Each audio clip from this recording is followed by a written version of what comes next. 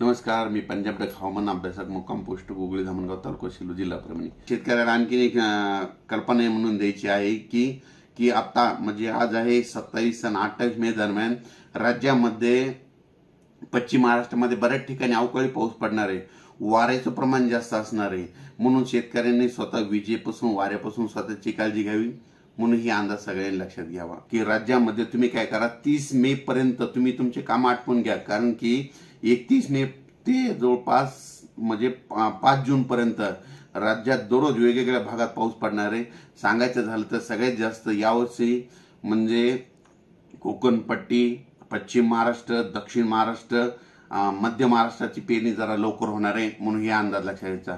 आणि विदर्भाची पेरणी मात्र 8-9च्या दरम्यान, म्हणजे 8-9च्या दरम्यान विदर्भ 9-10-11च्या दरम्यान, 8-9-10-11च्या दरम्यान विदर्भाकडे मान्सून सक्रिय होणार आहे, म्हणून ही विदर्भातल्या शेतकऱ्यांनी अंदाज लक्षात घ्यायचा।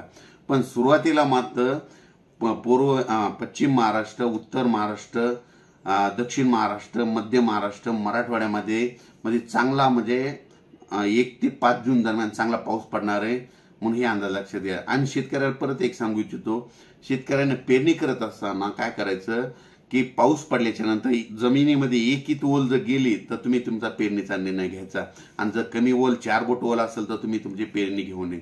आणि परत एक सांगू इच्छितो की 1 ते 5 जून पाऊस पडल्याच्या नंतर परत लगेच त्याच्या पाठीमागे मान्सूनच आहे, म्हणजे मान्सूनचा पाऊस येतोय, म्हणून हे देखील सगळ्यांनी लक्षात घ्यायचं।